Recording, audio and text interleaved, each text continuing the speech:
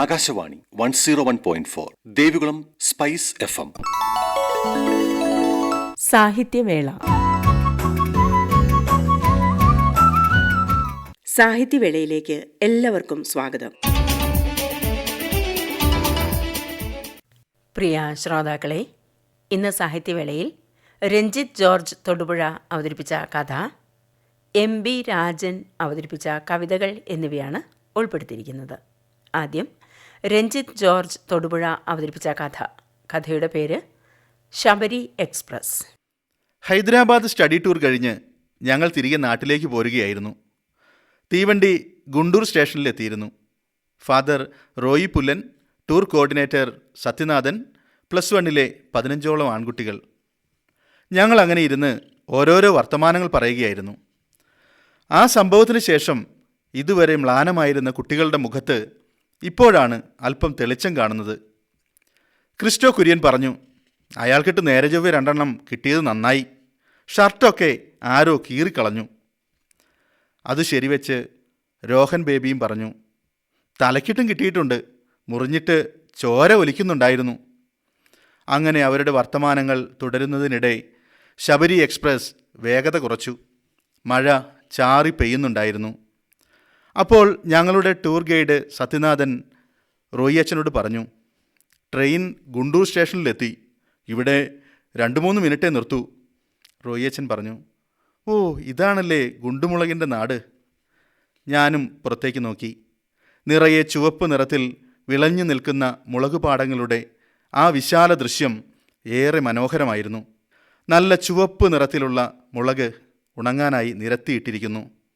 നേരം സന്ധ്യയായിട്ടും അത് വാരിയെടുക്കാതെ പാടത്തങ്ങനെ അനാഥമായി കിടക്കുന്നത് കാണാമായിരുന്നു.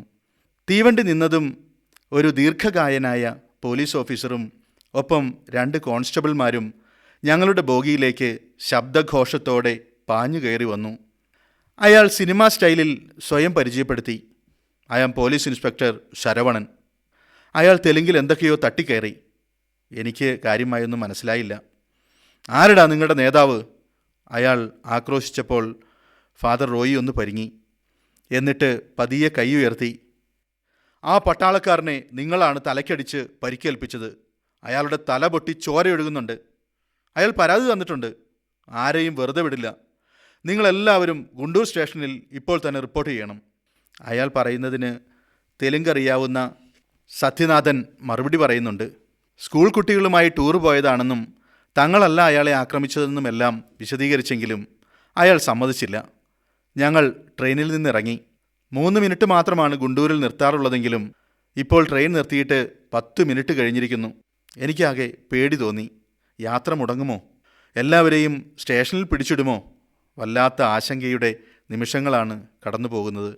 അയാൾ ഒരു കാര്യവുമില്ലാതെ കുട്ടികളെ ശല്യം ചെയ്യുകയായിരുന്നുവെന്നും എപ്പോഴും കുട്ടികളുടെ സീറ്റിനടിയിൽ സൂക്ഷിച്ചിരിക്കുന്ന പൊതുക്കെട്ടുകൾ പരിശോധിക്കുകയാണെന്നും സത്യനാഥൻ പോലീസ് ഇൻസ്പെക്ടറോട് പറഞ്ഞു.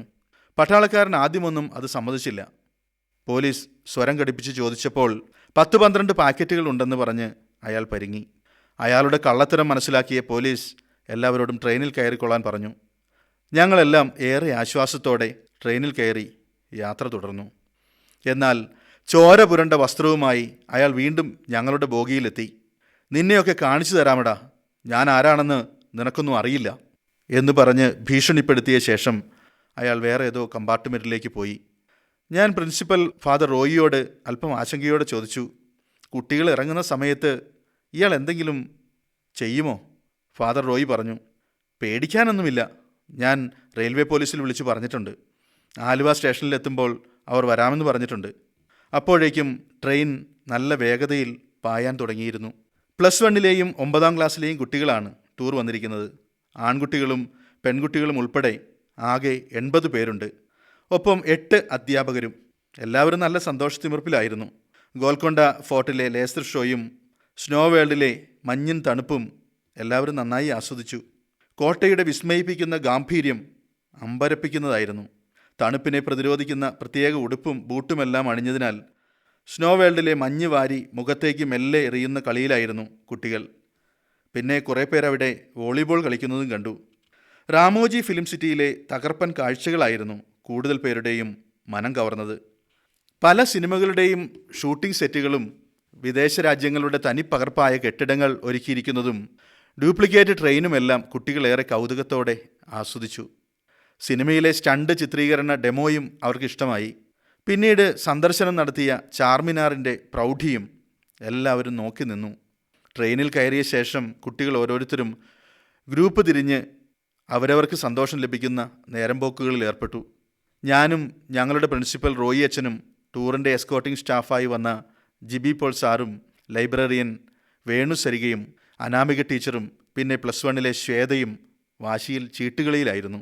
കുറേ സമയമായി നിരന്തരം കഴുതയായതിൻ്റെ ചമ്മലിലായിരുന്ന എനിക്ക് ഇപ്രാവശ്യം റോയി അച്ഛൻ്റെ കയ്യിൽ ചീട്ടുകൾ വെട്ടുകിട്ടി കുമിഞ്ഞുകൂടുന്ന കാഴ്ച അല്പം ആശ്വാസം പകർന്നു. അന്നേരം പെട്ടെന്നാണ് +1 ബിയിലെ ആദിനാരായണൻ ഓടി വന്നത്. അവൻ പറഞ്ഞു, നമ്മുടെ കൂടെയുള്ള ഒരുത്തനെ ഒരു പട്ടാളക്കാരൻ തല്ലി. അവിടെ വലിയ ബഹളം നടക്കുക.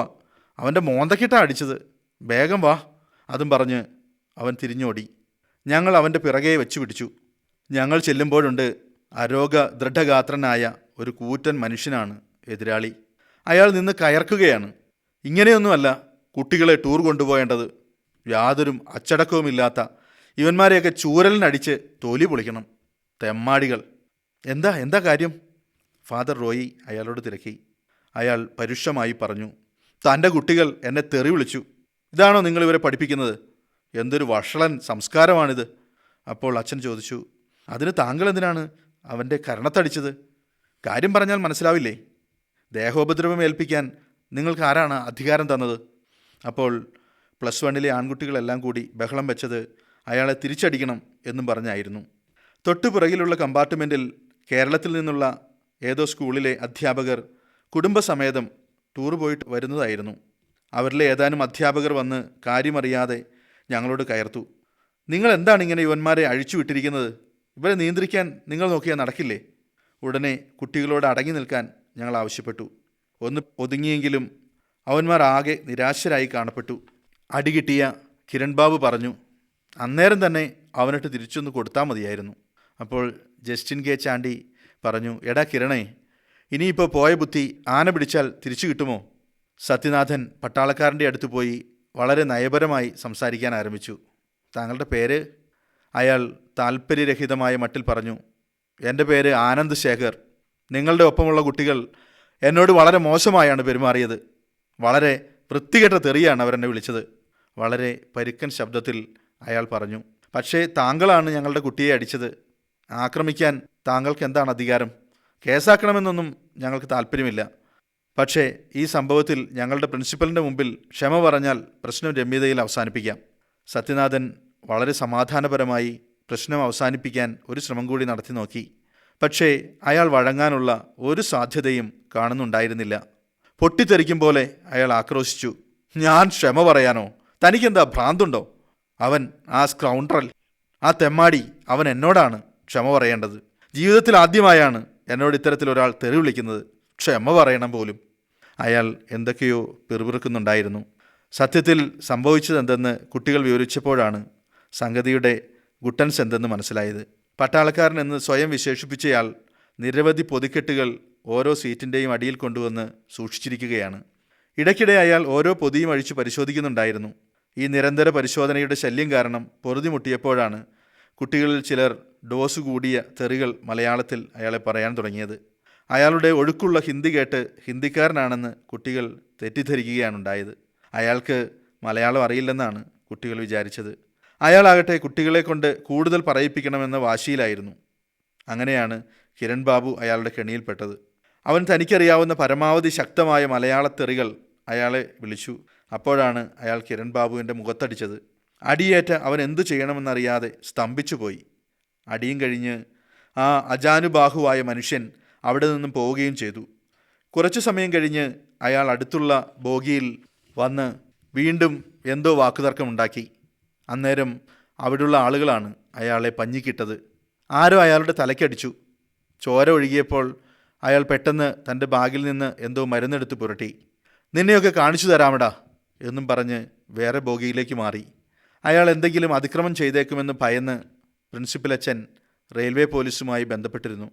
ട്രെയിൻ ആലുവയിലെത്തിയതും 2-3 പോലീസുകാർ ട്രെയിനിൽ ചാടിക്കയറി. അയാളെ കണ്ടെത്തിയ പോലീസ് കുറേ ചോദ്യങ്ങൾ ചോദിച്ച ശേഷം അയാളോട് അവിടെ ഇറങ്ങാനായിട്ട് ആവശ്യപ്പെട്ടു. എന്നാൽ തനിക്ക് ഒത്തിരി ലഗേജ് ഉണ്ടെന്നും ഇവിടെ ഇറങ്ങാനാവില്ലെന്നും അയാൾ വാശി പിടിച്ചു. ഒരു പോലീസുകാരൻ അയാളുടെ മുഖത്ത് ആഞ്ഞടിച്ചു. അയാളെ പിടിച്ചു വലിച്ച് ഇറക്കാൻ നോക്കിയെങ്കിലും അയാൾ ഇറങ്ങാൻ കൂട്ടാക്കാതെ 2 കൈകൊണ്ടും ട്രെയിനിലെ കമ്പിയിൽ ബലമായി കെട്ടിപ്പിടിച്ചു നിന്നു. പോലീസിൻ്റെ ചോദ്യങ്ങൾക്ക് മുന്നിൽ അയാൾ പതറി. താൻ പട്ടാളക്കാരനല്ലെന്നും സോപ്പ് പൊടി ഉണ്ടാക്കാനുള്ള അസംസ്കൃത വസ്തുക്കളാണ് പാക്കറ്റിലെന്നും അയാൾ പറഞ്ഞെങ്കിലും ഓരോ പാക്കറ്റും അയാളെക്കൊണ്ട് തുറപ്പിച്ച പോലീസ് ഞെട്ടിപ്പോയി. മിക്ക പൊതിക്കെട്ടിലും നിറയെ കഞ്ചാവായിരുന്നു അയാൾ കൊണ്ടുവന്നത്. തന്നെ പിടികൂടാതിരിക്കാൻ പൊതികൾ മറ്റുള്ളവരുടെ സീറ്റിനടിയിൽ അയാൾ സൂക്ഷിച്ചിരിക്കുകയായിരുന്നു. പോലീസുകാരൻ ഞങ്ങളോട് പറഞ്ഞു. 40ഓളം പാക്കറ്റുകൾ അയാൾ പല സീറ്റുകൾക്കും അടിയിൽ സൂക്ഷിച്ചിരുന്നു. അതിൽ പകുതിയും കഞ്ചാവായിരുന്നു. ഇനി ഇവൻ്റെ കാര്യം ഞങ്ങൾ നോക്കിക്കോളാം. ഇവനെ ഞങ്ങൾ എറണാകുളത്തിറക്കും. സീറ്റിനടിയിൽ നിന്നും പാക്കറ്റ് മാറ്റാൻ പറഞ്ഞതാണ് അയാളെ പ്രകോപിപ്പിച്ചത്. അതിനാണ് അയാൾ കുട്ടിയെ അടിച്ചതെന്നും ഒരു പോലീസുകാരൻ പറഞ്ഞു. ഞങ്ങൾ പോലീസുകാരനോട് നന്ദി പറഞ്ഞു. അപ്പോഴേക്കും ഞങ്ങൾക്ക് ഇറങ്ങേണ്ട സ്റ്റോപ്പായ അങ്കമാലി സ്റ്റേഷൻ എത്തിയിരുന്നു. ട്രെയിൻ നിന്നപ്പോൾ എല്ലാവരും പെട്ടെന്ന് തന്നെ ചാടിയിറങ്ങി. ചൂളം വിളിയോടെ ശബരി എക്സ്പ്രസ് മെല്ലെ മെല്ലെ സ്റ്റേഷൻ വിട്ടുപോകുന്നത് ഞാൻ നോക്കി നിന്നു. എന്തെല്ലാം നിഗൂഢ രഹസ്യങ്ങൾ ഇനിയും ഇതിനുള്ളിൽ ഒളിപ്പിച്ചിട്ടുണ്ടാവുമെന്ന ചിന്തയായിരുന്നു അപ്പോഴെൻ്റെ മനസ്സു നിറയെ. ശബരി എക്സ്പ്രസ് രഞ്ജിത്ത് ജോർജ് അവതരിപ്പിച്ച കഥ കേട്ടല്ലോ. ഇനി MB രാജൻ അവതരിപ്പിച്ച കവിതകൾ കേൾക്കാം. ആദ്യ കവിത തിരുമണി. ബാല്യകുതൂഹലങ്ങളുടെ ചെമ്മൺ സ്മരണകളിൽ തിരുമണി. ബാല്യകുതൂഹലങ്ങളുടെ ചെമ്മൺ സ്മരണകളിൽ തിരുമണി. അഴിഞ്ഞുലഞ്ഞ ചേല പോലെ ക്രമം തെറ്റി നാട്ടുചാരായം മണക്കുന്ന അടി എന്നടി രാക്കമ്മ മൂളി. അഴിഞ്ഞുലഞ്ഞ ചേല പോലെ ക്രമം തെറ്റി നാട്ടുചാരായം മണക്കുന്ന അടി എന്നടി രാക്കമ്മ മൂളി. നിരതെറ്റിയ പല്ല്, മുറുക്കിത്തെറിച്ച മുഖം, കരിമണ്ണിൻ്റെ നിറം, അപരിഷ്കൃത ഗ്രാമീണ നിഷ്കളങ്കതയുടെ മനുഷ്യരൂപം. നിരതെറ്റിയ പല്ല്, മുറുക്കിത്തെറിച്ച മുഖം, കരിമണ്ണിൻ്റെ നിറം, അപരിഷ്കൃത ഗ്രാമീണ നിഷ്കളങ്കതയുടെ മനുഷ്യരൂപം. പരിഹസിക്കുന്നവരോട് പൊട്ടിത്തെറിച്ച് എതിർമൊഴികൾക്കു നേരെ കല്ലുയർത്തി ആളിയുയരുന്ന കലുഷപർവം. പരിഹസിക്കുന്നവരോട് പൊട്ടിത്തെറിച്ച് എതിർമൊഴികൾക്കു നേരെ കല്ലുയർത്തി ആളിയുയരുന്ന കലുഷപർവം. ചിലർ കലിപ്പോടെ, ചിലർ കളിയായി എന്നും തിരുമണിയോടേറ്റു ആക്രോശങ്ങൾ പൊട്ടിത്തെറികൾ. ചിലർ കലിപ്പോടെ, ചിലർ കളിയായി എന്നും തിരുമണിയോടേറ്റു ആക്രോശങ്ങൾ പൊട്ടിത്തെറികൾ. തിരുമണി കല്ലെടുക്കും, എതിരാളി ഒഴിഞ്ഞു മാറും. എതിരാളി തല്ലാനോങ്ങും, തിരുമണി തെന്നി നീങ്ങും. തിരുമണി കല്ലെടുക്കും, എതിരാളി ഒഴിഞ്ഞു മാറും. എതിരാളി തല്ലാനോങ്ങും, തിരുമണി തെന്നി നീങ്ങും. നിരത്തുവക്കിലെ സ്ഥിരം കലാപരിപാടി കൗതുകത്തോടെ കണ്ടു നിൽക്കും കലർപ്പില്ലാതെ ആ മലയോരം. നിരത്തുവക്കിലെ സ്ഥിരം കലാപരിപാടി കൗതുകത്തോടെ കണ്ടു നിൽക്കും കലർപ്പില്ലാതെ ആ മലയോരം. ഒരിക്കലും പുരണ്ടില്ല ഒരു തുള്ളിച്ചോര ഇരു കൂട്ടരുടെയും കൈകളിൽ. ഒരിക്കലും പുരണ്ടില്ല ഒരു തുള്ളിച്ചോര ഇരു കൂട്ടരുടെയും കൈകളിൽ. വർത്തമാനത്തിൻ്റെ വരണ്ട വഴികളിൽ പിശാചു ബാധിച്ചവർ ഉറഞ്ഞു തുള്ളുമ്പോൾ, കൊന്നും കൊലവിളിച്ചും അവർ നരകം പണിയുമ്പോൾ. വർത്തമാനത്തിൻ്റെ വരണ്ട വഴികളിൽ പിശാചു ബാധിച്ചവർ ഉറഞ്ഞു തുള്ളുമ്പോൾ, കൊന്നും കൊലവിളിച്ചും അവർ നരകം പണിയുമ്പോൾ. ഏതോ അദൃശ്യ ലോകത്തിരുന്ന് ചിരിക്കുന്നുണ്ടാവാം തിരുമണിയും ശത്രുക്കളും. ഏതോ അദൃശ്യ ലോകത്തിരുന്ന് ചിരിക്കുന്നുണ്ടാവാം തിരുമണിയും ശത്രുക്കളും. ടാറു വീണ് വിസ്മൃതമായ ചെമ്മൺ പാത പരതിയാൽ ഇപ്പോഴും കണ്ടേക്കാം അഹിംസാത്മക കലഹങ്ങളുടെ തിരുമണിക്കല്ലുകൾ. ടാറു വീണ് വിസ്മൃതമായ ചെമ്മൺ പാത പരതിയാൽ ഇപ്പോഴും കണ്ടേക്കാം അഹിംസാത്മക കലഹങ്ങളുടെ തിരുമണിക്കല്ലുകൾ. തുടർന്ന് വർഷാന്ത്യ വിചാരം. ഒരാണ്ട് മുമ്പ് ഇതേ ദിവസം ഇതേ സമയം കനവിൽ പുതുപ്രഭാതം വിമലീകരിക്കുന്ന ഹരിതസുന്ദര കേദാരം. ഒരാണ്ട് മുമ്പ് ഇതേ ദിവസം ഇതേ സമയം കനവിൽ പുതുപ്രഭാതം വിമലീകരിക്കുന്ന ഹരിതസുന്ദര കേദാരം. ആണ്ടറുതിയിൽ അതേ ഇടം അതേ സമയം. ആണ്ടറുതിയിൽ അതേ ഇടം അതേ സമയം. ഓർമ്മയിൽ ഗാസയിലും ഇസ്രായേലിലും യുക്രൈനിലും നിലയ്ക്കാതൊഴുകുന്ന ചോരച്ചാലുകൾ, അനാഥമായി അലയുന്ന നിലവിളികൾ. ഓർമ്മയിൽ ഗാസയിലും ഇസ്രയേലിലും ഉക്രൈനിലും നിലയ്ക്കാതൊഴുകുന്ന ചോരച്ചാലുകൾ, അനാഥമായി അലയുന്ന നിലവിളികൾ, മനുഷ്യവിരുദ്ധത ഉറഞ്ഞുണർന്ന ഊഷരത്തുരുത്തുകൾ, ഉറക്കം തിരസ്കരിച്ച രാത്രിയാമങ്ങൾ, കരിഞ്ഞുപോയ കനവുകൾ, പരിമിതമായ വെളിച്ചങ്ങൾ. മനുഷ്യവിരുദ്ധത ഉറഞ്ഞുണർന്ന ഊഷരത്തുരുത്തുകൾ, ഉറക്കം തിരസ്കരിച്ച രാത്രിയാമങ്ങൾ, കരിഞ്ഞുപോയ കനവുകൾ, പരിമിതമായ വെളിച്ചങ്ങൾ. കണ്ണാന്തളി, കറുകപ്പുല്ല്, കൃഷ്ണതുളസി, ആട്, പശു, പറവ, സൂര്യൻ, ചന്ദ്രൻ, നക്ഷത്രം, മമ്മൂട്ടി, മോഹൻലാൽ ഒക്കെയും വീതിക്കപ്പെട്ട് കഴിഞ്ഞു. കണ്ണാന്തളി, കറുകപ്പുല്ല്, കൃഷ്ണതുളസി, ആട്, പശു, പറവ, സൂര്യൻ, ചന്ദ്രൻ, നക്ഷത്രം, മമ്മൂട്ടി, മോഹൻലാൽ ഒക്കെയും വീതിക്കപ്പെട്ട് കഴിഞ്ഞു. പ്രതിലോമ ചിന്തകളുടെ വിഷപാത്രങ്ങൾ പങ്കുവയ്ക്കപ്പെടുന്നു. അധമഭാഷ്യങ്ങളുടെ അഴുക്കുചാലുകൾ മനുഷ്യപക്ഷ വരമ്പുകളിടിച്ച് പൊട്ടി ഒഴുകാൻ വെമ്പുന്നു. പ്രതിലോമ ചിന്തകളുടെ വിഷപാത്രങ്ങൾ പങ്കുവയ്ക്കപ്പെടുന്നു. അധമഭാഷ്യങ്ങളുടെ അഴുക്കുചാലുകൾ മനുഷ്യപക്ഷ വരമ്പുകളിടിച്ച് പൊട്ടിയൊഴുകാൻ വെമ്പുന്നു. അസ്വസ്ഥവും ആസുരവുമാണ് കാലം, ഒരു ചില്ലുപാത്രം പോലെ ഉടഞ്ഞു തീർന്നേക്കാവുന്നത്ര അനിശ്ചിതവും. അസ്വസ്ഥവും ആസുരവുമാണ് കാലം, ഒരു ചില്ലുപാത്രം പോലെ ഉടഞ്ഞു തീർന്നേക്കാവുന്നത്ര അനിശ്ചിതവും. കരുതൽ കരുത്താകേണ്ട കാലം, സർവോദയം വിളക്കാകേണ്ട കാലം. കരുതൽ കരുത്താകേണ്ട കാലം, സർവോദയം വിളക്കാകേണ്ട കാലം. മാനവികതയുടെ ഉറവകൾ പട്ടുപോകാത്ത നാളുകൾക്കായി പുതുക്കപ്പെടുന്ന ജീവിതമെഴുതാൻ, വസുതയിൽ വിലയിക്കാൻ. മാനവികതയുടെ ഉറവകൾ പട്ടുപോകാത്ത നാളുകൾക്കായി പുതുക്കപ്പെടുന്ന ജീവിതമെഴുതാൻ, വസുതയിൽ വിലയിക്കാൻ വഴികൾ ഇനിയും ബാക്കി. തുടരാം സാർത്ഥകയാനം, തുടരാം സാർത്ഥകയാനം. അവസാനമായി ഓണം. നമ്മൾ ചേരുമ്പോഴാണോണം, സുഖതമൊരു പൂമഴക്കുളിരിൻ്റെ ഈണം. നമ്മൾ ചേരുമ്പോഴാണോണം, സുഖതമൊരു പൂമഴക്കുളിരിൻ്റെ ഈണം. കാഴ്ചയിൽ കേൾവിയിൽ പ്രജ്ഞയിൽ തീമഴ തുള്ളുന്നു ആസുരം കാലം. ഭേദിച്ചു നിൽക്കുവാൻ പോരടിക്കാൻ വെറിയേറ്റുന്നു നീചരൂപങ്ങൾ. കാഴ്ചയിൽ കേൾവിയിൽ പ്രജ്ഞയിൽ തീമഴ തുള്ളുന്നു ആസുരം കാലം. ഭേദിച്ചു നിൽക്കുവാൻ പോരടിക്കാൻ വെറിയേറ്റുന്നു നീചരൂപങ്ങൾ. താരും തളിരും തകർത്തെറിഞ്ഞുന്മാദഭാവങ്ങളാടി നിൽക്കുന്നു. മാബലിപ്പാട്ടുകൾ മരതകക്കനവുകൾ മാറാല മൂടി മായുന്നു. താരും തളിരും തകർത്തെറിഞ്ഞുന്മാദഭാവങ്ങൾ ആടി നിൽക്കുന്നു.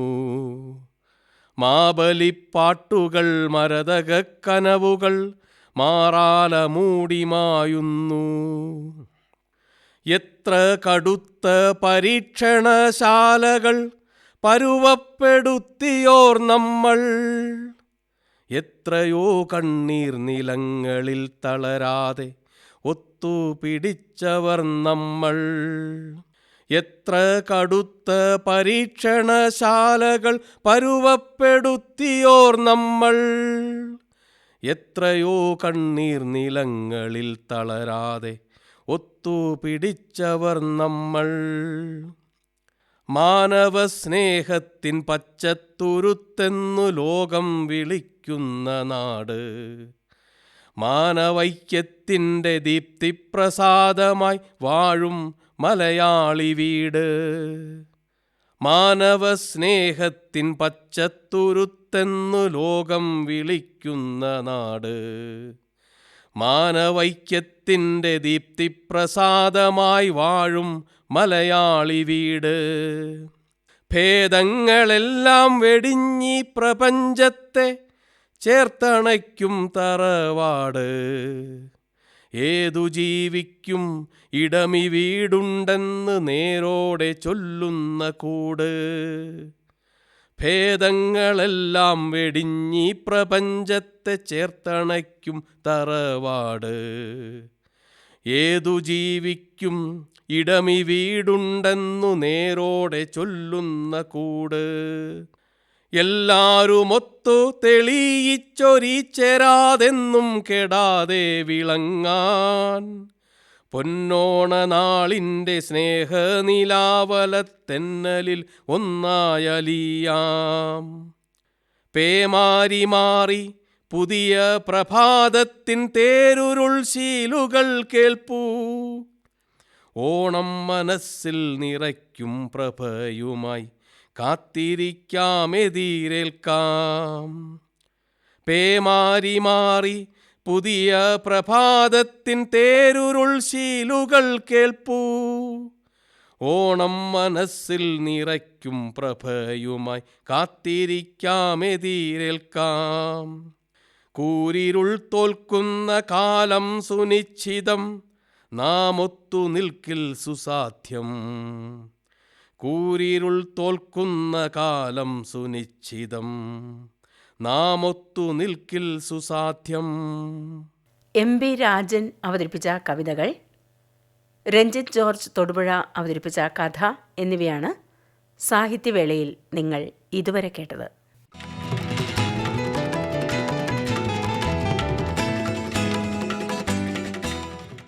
സാഹിത്യവേള സമാപിക്കുന്നു.